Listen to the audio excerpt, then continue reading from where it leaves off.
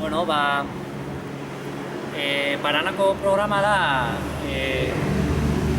eskan hemen. Bueno, Paranako programa da, hemen Brasilen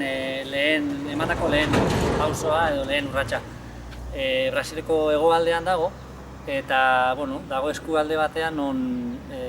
5.000 famili daude, nesiteko 5.000 familia daude. Orduan, 2007 bukaeran edo 8an iritsi ginean, konturatu ginen behar eta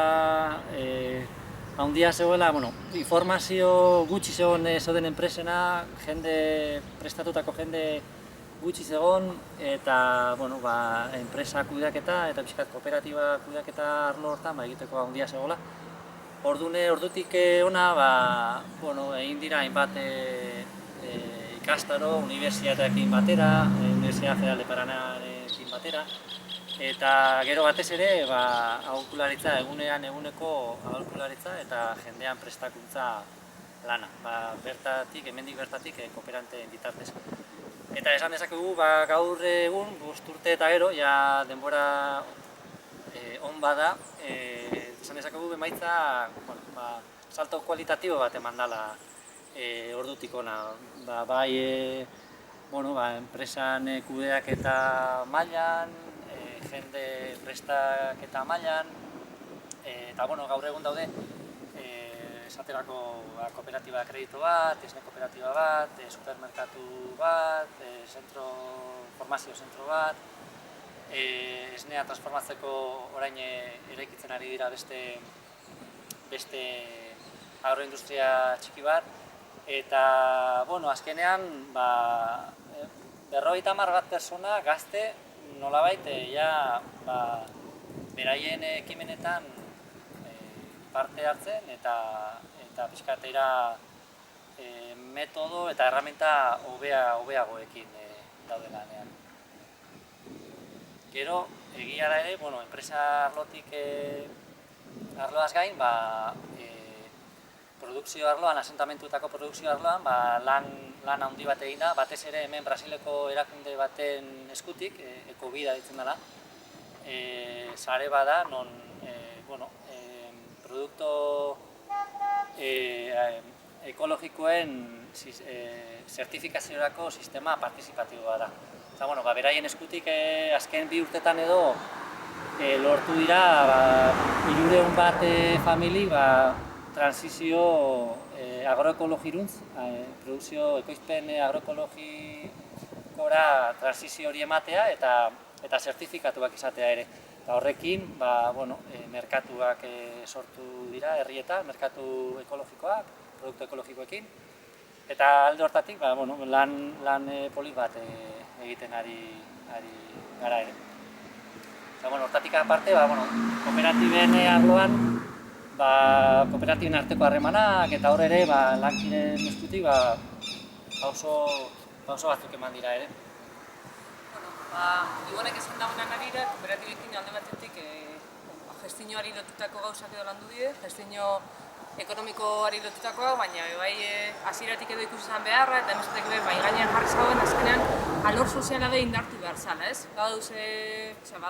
Paranako eskualdean aktibidade ezberdinak, batzuk kooperatiba formatuan, beste batzuk elkarte moden antolatute dauzenak, baina oroar, aktibidade gehienetan ikusten zen gauzetariko bazan,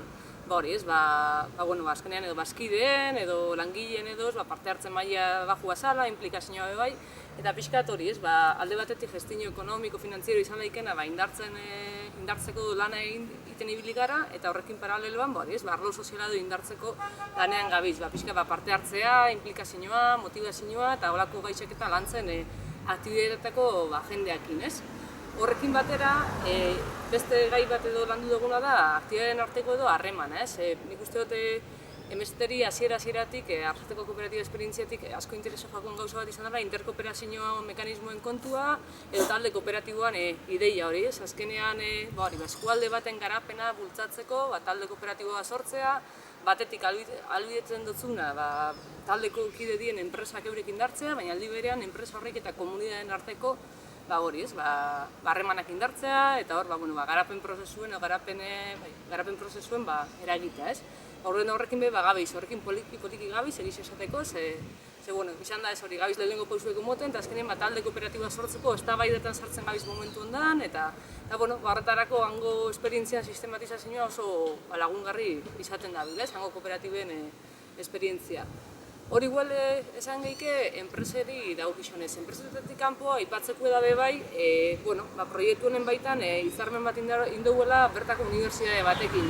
Badago indala lau urte sortu zen unibertsitate bat, unibertsitate hau unibertsitate publikoa da, baina gizarte mugimendua bultzatutako unibertsitate bat da, eta horrek emuten dozko aukera, zelabait esateko, unibertsitatean eragiten gabiz, edo hango jendeakin harremana daukau, MU eta unibertsitatean arteko hitzarmen bat sinatu da honez gero, eta unibertsitate horrek emuten dozko marko bat, bertako gazteak eta nekazalgunetako gazteak eta hori, kalidadezko hezkuntza jasotzeko, eta batez be, hango errealitateari lotutako hezkuntza jasotzeko, hori behar importante bat dela. Eta igual bukatzekoan iten dugu lanakin edo, aipatuko nuke bai genero alorrean iten gabizen lana, hori izan zen hasieran, proiektuen hasieran mahai gainean jarri gai bat, egisa da hasieran mugimentua berak batzagoela indarra handiri sakin hartu, baina denbora aurrera doan enean badoala, alor horretan bagabizela bide bat iten, eta hor bi alorretan, hor generoan gaixan alorrean edo bi lan mota egiten gabiz batetik, emakume taldeekin aktibitate produktiboak edo lantzen edo bultzatzen, eta beste alde batetik emakumeen euren antolaketa eta emakumeen jabetze prozesuak edo bultzatzen, bai formazioan bidez, jarri dugu eskola de mujeres edo emakumeen eskola bat martxan, edo bai formazioen bidez, eta edo beste aktibitate kolektiboak antolatuta, eta bide edo metodologia edo herramienta desberdinak erabilita. Horren hori behiztote ipatzekoa dela, emakumeen jabetze edo jabekuntza prozesu horretan indako bidea, bai arlo ekonomikoan, baina bai arlo sozial eta politikoan edo, horrek emuten dela pixkatez, Ibonek esandakoak eta nik esandakoak gutxo gara bera Paranan iten gabizen, lanan edo argazki nahiko on bat, Bueno, en el caso del programa de Sergipe, el recorrido hasta ahora ha sido menor, es más joven que el programa de Paraná y no tenemos tantas cosas para contar en relación a lo que se ha hecho hasta ahora. Desde el 2010, mediados del 2010, julio, agosto del 2010, se comenzó la identificación. Ese trabajo se realizó durante un año, se definió dentro del Estado trabajar en la región nordeste, que se conoce como el Alto Sertão, y específicamente dentro de un asentamiento, como estaba comentando antes, el nombre es Yacaré Curitiba, que es Yacaré Curitiba es uno de los asentamientos con más potencial productivo del Estado. En total tiene casi unas 3.000 hectáreas irrigadas, que eso es algo que marca una diferencia en relación al resto de asentamientos. Después de esa identificación, en la que se definieron las líneas de trabajo y el área donde se iba a trabajar, pues bueno, ya se comenzó un poco con los primeros pasos en el programa, sobre todo dirigidos a crear lazos de confianza con los equipos del movimiento, con el sector de producción del movimiento, un conocimiento mutuo aquí, porque a pesar de que ya en Paraná sí que había conocimiento entre las partes, pero aquí eso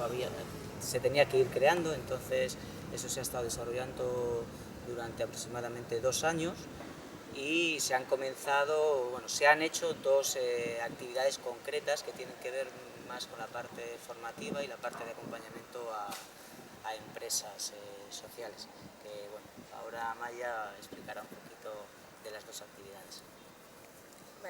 Hemen, enpresen gestioaren inguruan, orain egin diren bi gai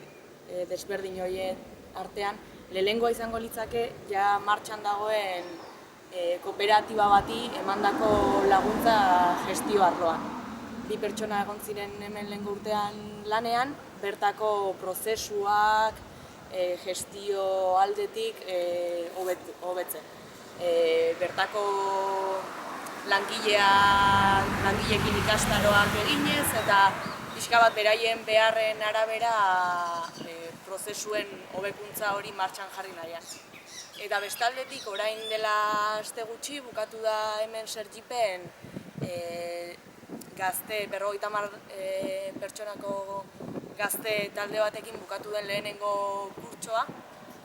Curso de Gestión de Agroindustrias izenekoa, eta bertan helburua da hemen Sergipeko estatuko asentamentuetako gazteek etorkizunean enpresa eta kooperatiba eta agroindustrien gestioan beraiek izan dezatela beharrezko formakuntza. Eta horren inguruan, orain dela aste gutxi bukatu da, azken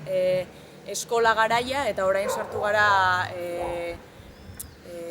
gehiago ja martxan agroindustriekin erlazioan gazteak saiatuko dira, beraien enpresatara bisitak eginez, teorian ikasitako hori pixka bat praktikan jartzen.